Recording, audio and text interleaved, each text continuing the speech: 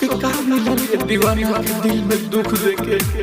अरे एगो आशिक अपना प्रेमिया से सच्चा प्यार करेला और जब धोखा मिलेला तो टूट जाला।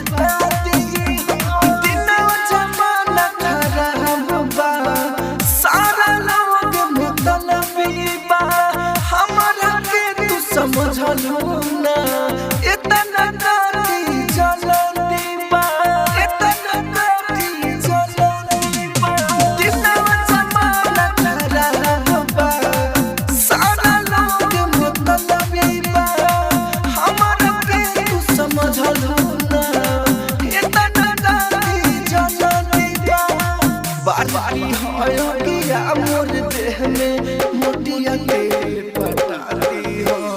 हमारा लखा कोई चाही तो हमरो से बताती हो। हमारा लखा कोई चाही तो हमरो से बताती हो। राजधानी स्टूडियो बेलबत्तिया।